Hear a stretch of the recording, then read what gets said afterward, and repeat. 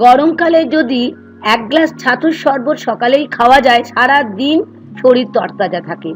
আজ আমি আপনাদের সঙ্গে শেয়ার করব ছাতুর প্রিমিক্স কিভাবে বাড়িতে বানানো যায় এবং ছাতুর শরবত কিভাবে বানাবো। তবে আজ বানাবো একটু অন্যরকম ভাবে, যেহেতু কাঁচা আমের সিজন এখন, তাই আমি ছাতুর শরবত বানাবো কাঁচা আম দিয়ে। তাহলে চলুন শিখে নিই খুব সহজভাবে আজকের রেসিপি। আমি এখানে 200 গ্রাম নিয়েছি রোস্টেড চানা, মানে ছোলা, যেটা দোকানে আপনারা পেয়ে যাবেন। এবার দেখুন আমি কিভাবে খোসাটা পরিষ্কার করে নিচ্ছি। এটা পরিষ্কার করা খুবই সহজ। আমি একটা ছিদ্র দেওয়া একটা থালা নিয়েছি, তার মধ্যে এরকম ঘষে ঘষে খোসাগুলো পরিষ্কার করে নিলাম। এখন নিয়েছি একটা ছাঁকনির মতো জিনিস, তাতে দিয়ে আস্তে আস্তে করে দেখুন ঠিক এরকম ভাবে নাড়ালেই দেখতে পাবেন খোসাগুলো নিচে পড়ে যাবে আর ছোলাগুলো আমার আলাদা হয়ে যাবে। দেখেই বুঝতে পারছেন কিছু ছোলা আলাদা হয়ে গেছে, সেই জন্য আমি খোসাগুলোকে ঠিক এরকম ভাবে পরিষ্কার করে নিচ্ছি। ছাতুর কিন্তু অনেক গুণাগুণ আছে, বিশেষ করে যারা ডায়াবেটিক তাদের তো অবশ্যই খাওয়া উচিত, আর গরমকালে এর গুণাগুণ তো প্রচুর আছে। আমি এখানে গ্যাস ওভেনটা জ্বালিয়ে দিয়ে বসিয়ে দিলাম একটা কড়াই।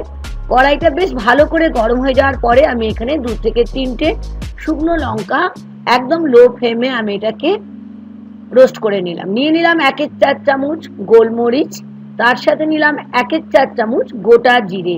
এই গোলমরিচ, গোটা জিরে, শুকনো লঙ্কা এগুলো আমাদের শরীরের জন্য বিশেষ করে গরমকালে খুবই ভালো, যেটা আমাদের লুয়ের হাত থেকে বাঁচাবে। নিয়েছি 1/4 কাপ পুদিনা পাতা, যেটাকে আগে থেকে ধুয়ে পরিষ্কার করে রেখেছিলাম। এখন এই সব কিছু মশলার সঙ্গে পুদিনা পাতাটাকেও আমি লো ফ্লেমে এটাকে রোস্ট করে নিচ্ছি।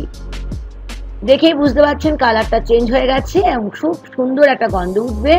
এখন আমি যে রোস্টেড ছোলাটাকে আমি খোসাগুলোকে আলাদা করে রেখেছিলাম সেটা দিয়ে আবার 1 মিনিটের মতো নেড়ে নিচ্ছি। তার কারণ হচ্ছে এটাকে যদি একটু ভেজে নেন তাহলে এটা খেতে যেমন সুন্দর হবে আর গন্ধটাও খুব ভালো হবে। দেখেই বুঝতে পারছেন, আমি দেখিয়ে দিচ্ছি।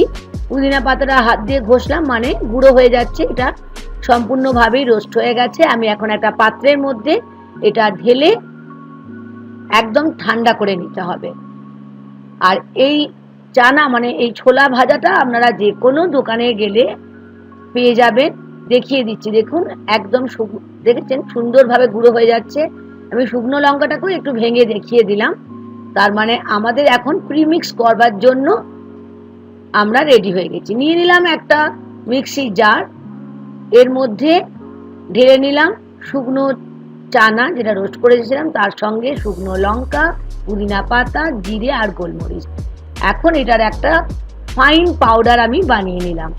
পাউডারটা কিন্তু বন্ধুরা একদম ফাইন বানাতে হবে, একটু দেখে নেবেন। দেখিয়ে দিচ্ছি আমি আপনাদের। যদি দেখেন এই অবস্থায় এখনো গোটা গোটা আছে, তাহলে আর একবার মিক্সির জারটা বন্ধ করে একবার ঘুরিয়ে নিতে পারেন। তৈরি হয়ে গেল প্রিমিক্স ছাতুর শরবতের জন্য রেডি। এখন আমি একটা কাঁচের বোতল নিয়েছি, অবশ্যই বোতলটা শুকনো রাখতে হবে। এখন রেখে দিচ্ছি এটা, যাতে আমি ফিউচারেও ইউজ করতে পারি। এখন চলে যাব আমরা পরের প্রসিডিওরে, কিভাবে আমরা ছাতুর শরবতটা বানাবো। প্রিমিক্স তো আমাদের রেডি হয়ে গেল।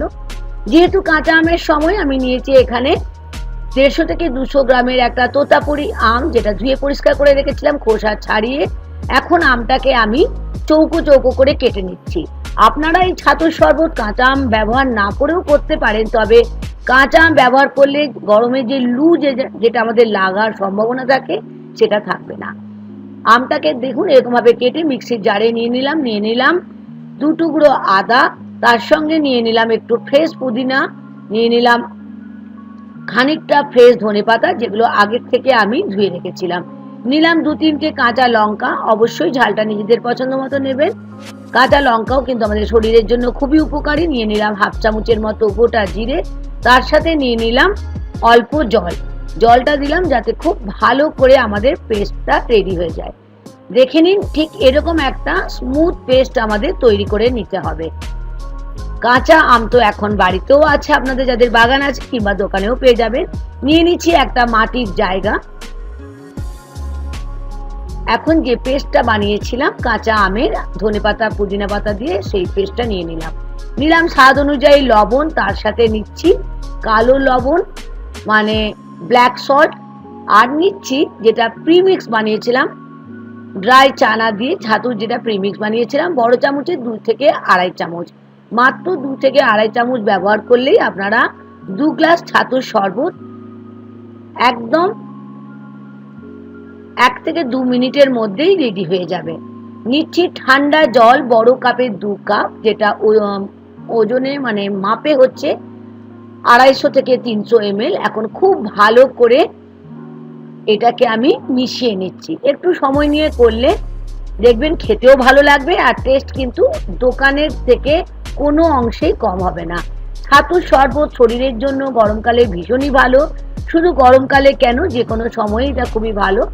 নিয়ে নিলাম 1/2 চামচ রোস্টেড জিরে পাউডার, একটু কাঁচা লঙ্কা যেটা আমি কেটে রেখেছিলাম, আর নিলাম বেশ খানিকটা ফ্রেশ ধনেপাতা, আর নিচ্ছি একটা ছোট্ট পেঁয়াজ যেটাকে আমি ছোট ছোট করে কেটে রেখেছিলাম। পেঁয়াজও কিন্তু আমাদের লুয়ের হাত থেকে বাঁচায়। নিয়ে নিলাম বেশ খানিকটা বরফের টুকরো, বরফটা অবশ্যই দেবেন, তাহলে খেতে খুবই ভালো লাগবে। এখন নিয়ে নিচ্ছি খুব অল্প পরিমাণে লেবুর রস। লেবুর রসটা সম্পূর্ণ অপশনাল, যদি আপনারা কাঁচা আম না দেন সেখানে একটা লেবুর রস দিতে লাগবে। যেহেতু আমি এখানে একটা কাঁচা আম ব্যবহার করেছি সেজন্য লেবুর রসটা খুবই কম নিচ্ছি। খুব ভালো করে দেখুন ঠিক এরকম ভাবে আমি এটাকে ফেটিয়ে নিচ্ছি। তৈরি হয়ে গেল মাত্র 1 থেকে 2 মিনিটের মধ্যে ছাতুর শরবত। আশা করি আজকের প্রিমিক্স ছাতুর রেসিপি আপনাদের ভালো লেগেছে, তার সঙ্গে কাঁচা আম দিয়ে ছাতুর শরবতও আপনাদের ভালো লেগেছে। ভালো লাগলে বন্ধুরা দেখতে দেখতে লাইক আর শেয়ার করতে ভুলবেন না। নতুন বন্ধু হলে সাবস্ক্রাইব করে নেওয়ার অনুরোধ থাকলো। আজ এই পর্যন্ত, আবার দেখা হবে আবার নতুন একটি ভিডিও নিয়ে। Thank you.